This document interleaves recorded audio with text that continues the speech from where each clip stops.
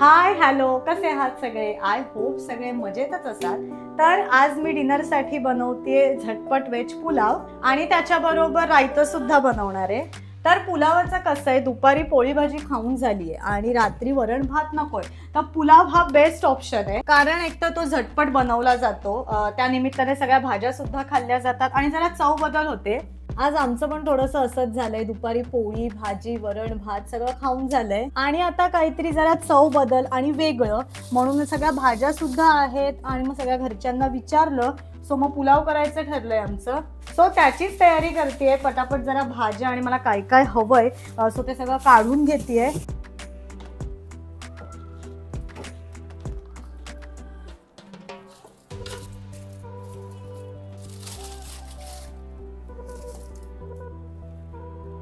तर पुलावासाठी भाज्या ज्या लागणार आहेत त्या माझ्या सगळ्या काढून झाल्या. त्या काय काय आहे ते तुम्हाला सुद्धा सांगते.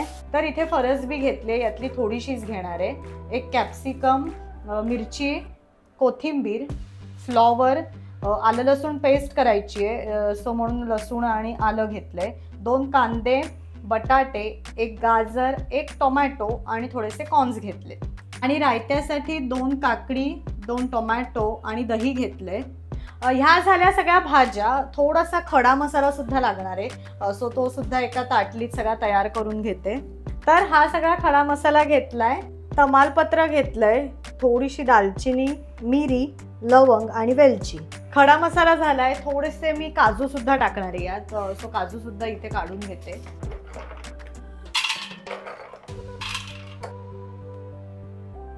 तर पुलावासाठी लागणाऱ्या ज्या भाज्या खडा मसाला सगळं काढून झालंय. आता मेन तांदूळ काढून घेते आणि मग कृतीला सुरुवात करूया.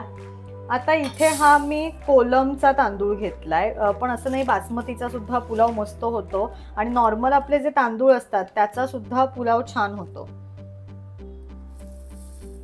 तर पुलाव बनवायला घ्यायच्या आधी एक गोष्ट म्हणजे हे 2 ॲप्रन्स मला आईने नवीन आणलेले आहेत आणि मला एक कमेंट सुद्धा आली होती की अंकिता जेवण बनवताना तू ॲप्रन वेअर करत जा. सो ते आई घेऊन आली आहे. सो त्याचं आज मी हे ओपनिंग करणार आहे आणि ॲप्रन घालून आज मी पुलाव बनवणार आहे.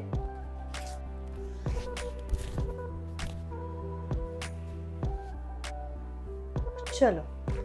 सो सगळ्यात पहिली कृती म्हणजे ज्या भाज्या आपण घेतल्यात त्या सगळ्या स्वच्छ धुवून घ्यायच्या आहेत, चिरून घ्यायच्या आहेत. आता इथे आज मी कॉर्न्स घालणार आहे. मटार सुद्धा घातलेले चालतात पण माझ्याकडे कॉर्न्स आहेत सो कॉर्न्स सुद्धा स्वच्छ धुवून घ्यायचे आहेत. सो हीच पहिली कृती करायची आपल्याला.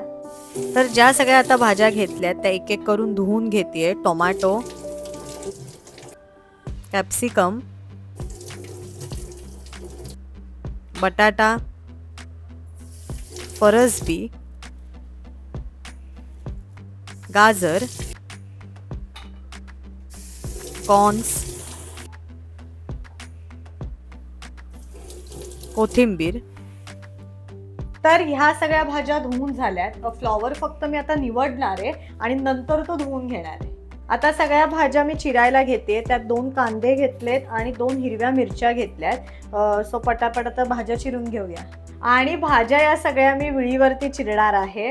मला संगीताताई आणि सोनालीताईंनी विचारलं होतं, अंकिता तू विळीवरती भाज्या इतक्या इझिली कशा चिरू शकते?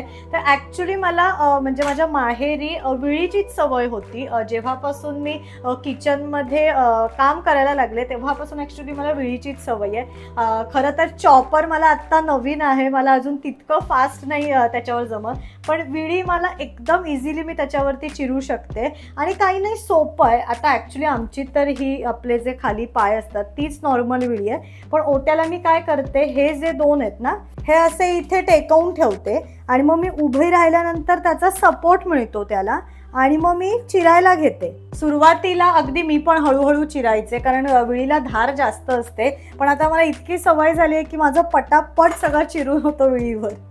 सगळ्यात आधी 2 हिरव्या मिरच्या मी इथे चिरून घेते, थोड्याशा उभटसर चिरून घ्यायच्या आहेत. नंतर 2 कांदे, ते सुद्धा उभटसर चिरायचे आहेत. बटाट्याच्या मीडियम आकाराच्या फोडी करून घ्यायच्या आहेत. टोमॅटो सुद्धा बारीक असा चिरून घ्यायचा आहे. फरसबीचे सुद्धा मीडियम तुकडे करून घ्यायचे. कॅप्सिकम घेतलंय, पण इथे अर्धच कॅप्सिकम मी घेणार आहे. सो त्याचे सुद्धा बारीक असे उबटसर काप करून घ्यायचे. गाजर सुद्धा एक पूर्ण नाही घ्यायचे, अर्धच मी घेतलंय. ते सुद्धा बारीक त्याच्या चकत्या करून घेतेय आणि नंतर धुवून घेतलेली कोथिंबीर सुद्धा चिरून घेतली आहे. फ्लॉवर सुद्धा पुलावाला जितका हवाय त्यानुसार मी इथे निवडून घेतलाय आणि आता तो स्वच्छ धुवून घेते. आलं लसणाची पेस्ट करायची आहे. त्यासाठी 4-5 लसणाच्या पाकळ्या आणि छोटासा आल्याचा तुकडा घेतलाय आणि खलबत्त्यामध्ये बारीकसर असं सगळं कुटून घ्यायचंय. तर आता ऑलमोस्ट सगळी तयारी झालेली आहे. भाज्या इथे सगळ्या चिरून झाल्या आहेत, आलं लसूण पेस्ट करून झाली आहेत, काजू घेतलेत, खडा मसाला, तांदूळ, पुलाव तुपावर करणारे सो तूप, मीठ आणि पाणी. सो सगळी तयारी झाली आहे आणि पुलाव मी कुकरमध्ये करणार आहे. सो सगळ्या भाज्या आणि हा सगळा आपला मसाला होईपर्यंत हे जे तांदूळ घेतलेत ते मी पाण्यात भिजवून ठेवणार आहे. तो कुकर इथे मी गरम करायला ठेवलाय. पण मला बरेच जणांनी विचारलंय की तुझे प्रेशर कुकर्स आणि इडलीचा कुकर आहे तो तू कुठून घेतलायस आणि कोणत्या कंपनीचा आहे? हा जो छोटा कुकर आहे तो प्रेस्टीज कंपनीचा 3 लिटरचा आहे. हा मोठा कुकर सेम प्रेस्टीजचाच आहे 8 लिटरचा. आणि अनफॉर्च्युनेटली हा इडलीचा कुकर याचे डिटेल्स नाही आहेत माझ्याकडे, कारण माझ्या लग्नात हा मला गिफ्ट मिळालाय. सो कुकर आता तापलाय, पटकन आता मी पुलाव बनवायला सुरुवात करते. सगळ्यात आधी 2 चमचे तूप घालायचे. तूप छान गरम झालं की त्यात थोडंसं जिरं घालायचंय. नंतर त्यात आलं लसूण पेस्ट टाकायची आहे. त्यानंतर जो खडा मसाला आपण घेतलाय तो एक एक करून ॲड करायचा आहे आणि छान चमच्याच्या साह्याने आधी त्याचा वास सुटेपर्यंत थोडंसं सगळं हलवून घ्यायचं आहे. नंतर त्यात बारीक चिरलेल्या मिरच्या ॲड करायच्या आहेत, त्यासुद्धा थोड्याशा मिक्स करून घ्यायच्या आहेत. आणि नंतर ज्या भाज्या आपण सगळ्या चिरून घेतल्या आहेत त्या एक एक करून ॲड करायच्या आहेत. कांदा, बटाटा, गाजर, कॅप्सिकम इथे मी ॲड केलंय आता, फरसबी, फ्लॉवर, कॉर्न्स, टोमॅटो सगळ्यात शेवटी ॲड करायचा आहे कारण तो थोडासा ओलसर असतो. त्याच्यामुळे या सगळ्या भाज्या ॲड करून झाल्या की आपल्याला टोमॅटो ॲड करायचा आहे. काजू टाकून घेतलेत आणि पुन्हा या सगळ्या भाज्या छान मिक्स करून घ्यायच्या आहेत. आणि आता यात मी टोमॅटोसुद्धा ॲड केला आहे. आणि आता सगळ्या भाज्या छान जो आपण खडा मसाला टाकला आहे तो, आलं लसूण पेस्ट, हे छान सगळं एकजीव करून घ्यायचं आहे. नंतर त्यात मी थोडासा गरम मसाला टाकलाय आणि आता तो सुद्धा छान सगळा मिक्स करून घेतेय. जे नंतर तांदूळ भिजवून ठेवले होते त्यातलं पाणी काढून घ्यायचं आणि ते तांदूळ आता या मसाल्यात आपल्याला ॲड करायचे आहेत.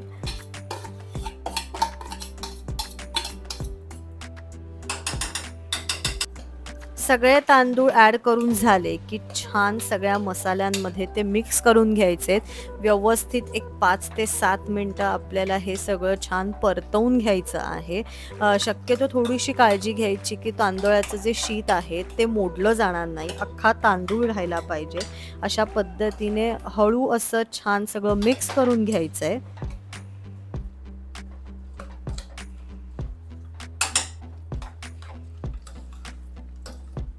सगळं छान एकजीव झालं की त्यात चवीनुसार मीठ ॲड करायचं आहे आणि जी कोथिंबीर आपण स्वच्छ धुवून बारीक चिरून घेतली होती ती सुद्धा ॲड करायची आहे. आणि पुन्हा एकदा मीठ आणि कोथिंबीर छान मिक्स करून घ्यायचं आहे. आणि नंतर मेन म्हणजे पाण्याचं प्रमाण. मी इथे आता 2 वाटी तांदूळ घेतले, त्याच्यामुळे 4 वाटी पाणी मी इथे ॲड केलेलं आहे. आणि आता पाणी घातल्यानंतर सुद्धा हे सगळं त्या पाण्यामध्ये छान मिक्स करून घ्यायचं. सगळं छान मिक्स करून झाल्यानंतर पुन्हा एकदा वरून 1 चमचा साजूक तूप ॲड करायचं आहे आणि कुकरचं झाकण लावून 2 शिट्ट्या द्यायच्या आहेत. तर फायनली पुलाव कुकरला लावलेला आहे आणि फक्त 2 शिट्ट्या द्यायच्या आहेत की पुलाव तयार. सो पुलाव इथे आपला झालेला आहे, वाफ जाते त्याची. तोपर्यंत रायतं करून घेते आणि सिंपल काकडी, टोमॅटो, थोडीशी हिरवी मिरची घेतली आहे, कोथिंबीर आणि दही घेतलंय. सो रायतं एकीकडे पटकन बनवून घेते.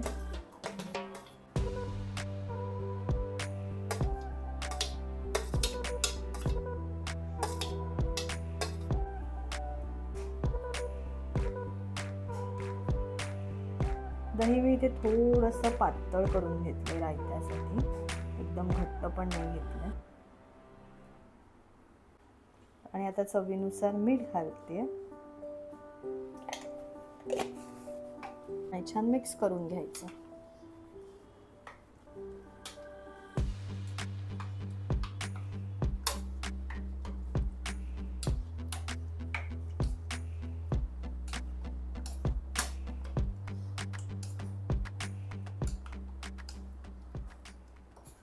सो एक गोष्ट फक्त लक्षात ठेवायची, 2 शिट्ट्या झाल्यानंतर साधारण एक 10 मिनिटं कुकरची वाफ जायला तरी लागतात. तोपर्यंत कुकर अजिबात उघडायचा नाहीये.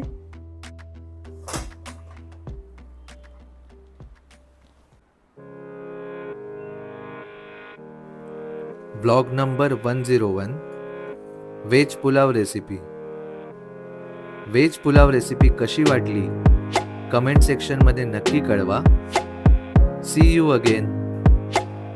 Vlog created by Pushkar Ankita.